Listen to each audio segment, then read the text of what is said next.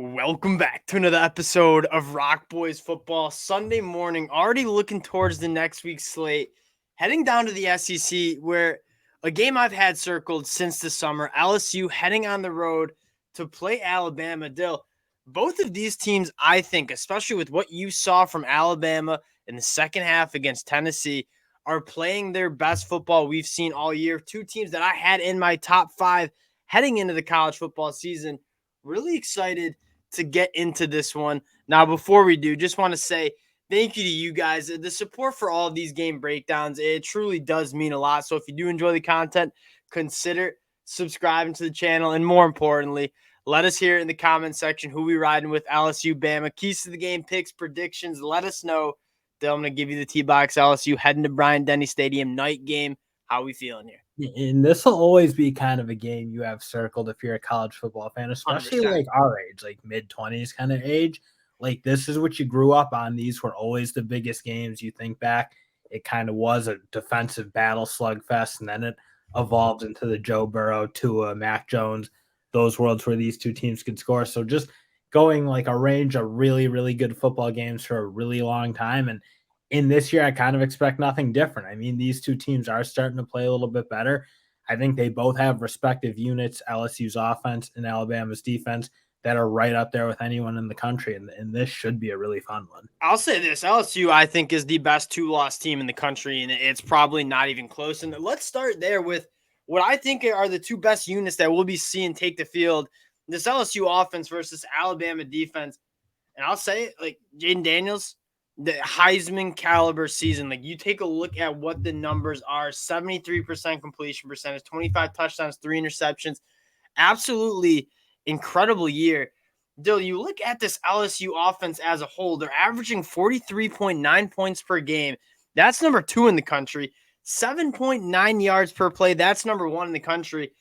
Whether Alabama can stop this LSU offense is a massive story, but how this LSU offense looks right now, I don't know if there's an offense in the country that I'm taking over the LSU Tigers right now.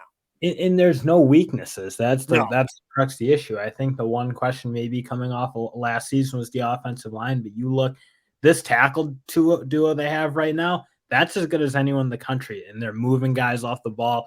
The emergence of Logan Diggs and his ability to run physical and hard on teams in between the tackles, I think has opened up a whole new kind of element to what they do. I just, again, you kind of mentioned it, like that stopping them, that hasn't been no one's found the answer to that. And they haven't seen a defense probably like Alabama. Alabama's really playing some defense, but LSU, man, I don't know what to say. This is probably for me the best offense in the country. I think so too, because you said it best. Like you look at it, there's no real weakness. A really good offensive line that can pass protect, but also get it going in the run game. Logan Diggs has been phenomenal. And then you're probably looking at the best wide receiver. And there are some other good wide receiver duos in the country. I don't know if you'll see one better than Brian Thomas Jr. and Malik Neighbors. You combine that with a quarterback that I think is maybe playing as the best quarterback in the entire country. There's not many holes in this offense. And Dill, even off of those two wideouts, you have guys you can throw in and who will make some plays for you. I mean, Chris Hilton's like come in and I mean, you can get some gadget plays working and some things to like change the pace up a little bit. They don't just run a traditional offense. They get their guys off the bench.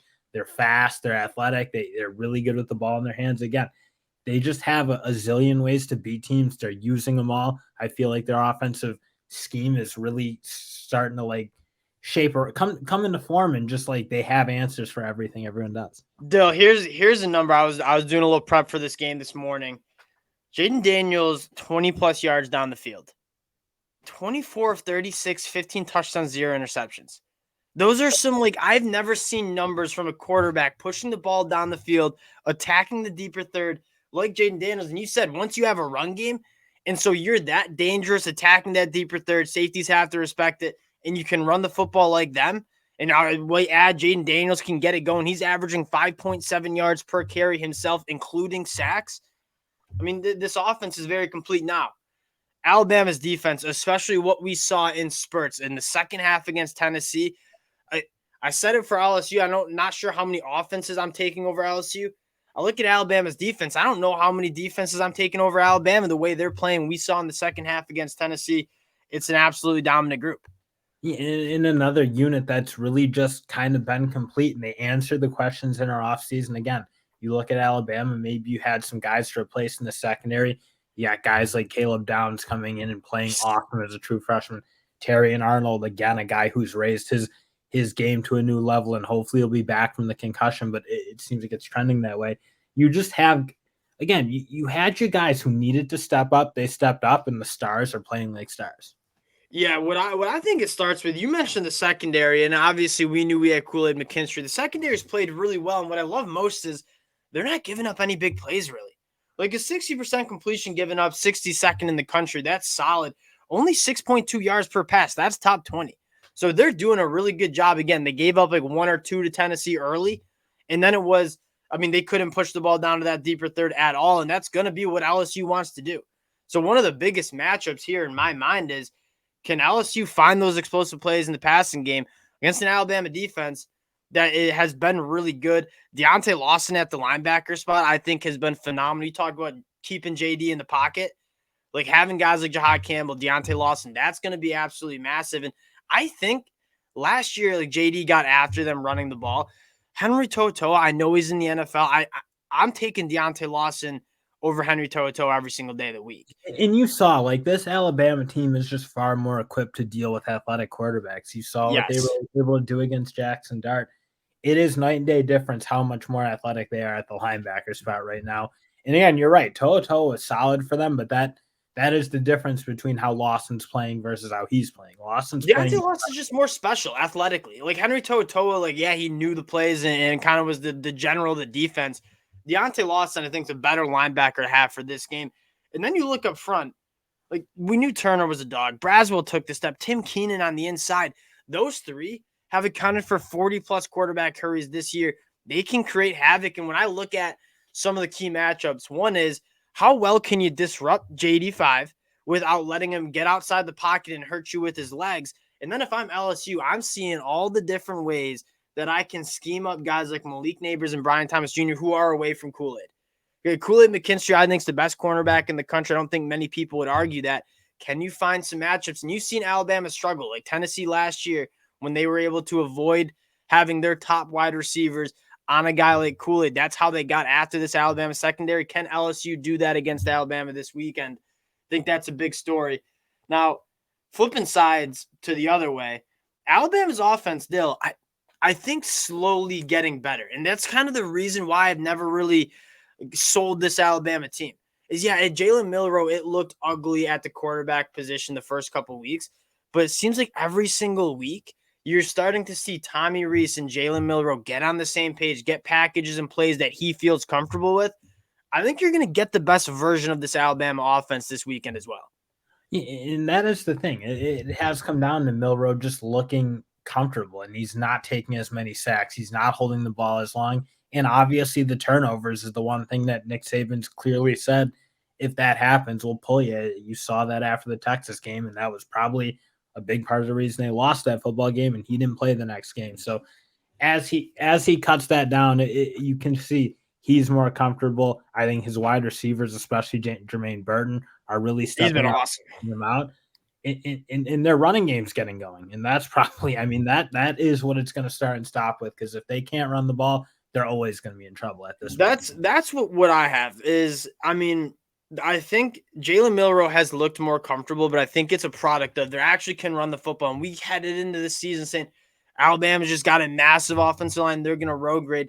You didn't see that through the first couple of weeks of the season. You're starting to see them run the football more effectively, which is letting Jalen Milroe, who they'll unexplainably short intermediate routes, like he just struggles. Like sometimes he's just missing some throws. 20 plus yards down the field. I just said how good JD was pushing the ball down the field.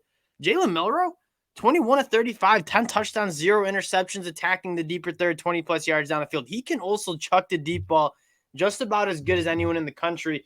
My biggest question mark here is, can this offensive line take some steps? And going back and watching some film, like most of that offensive line's pretty, like JC Latham's doing his thing on the right side.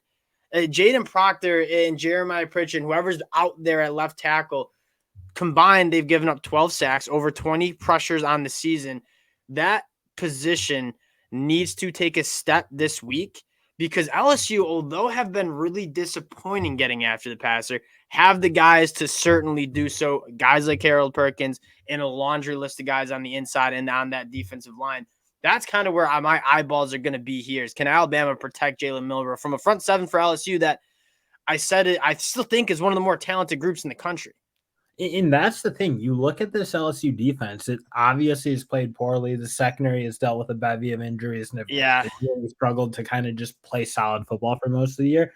But this front seven, and it's been inconsistent, and that's been so disappointing. I think everyone kind of had their questions about the secondary. They haven't really been answered to this date.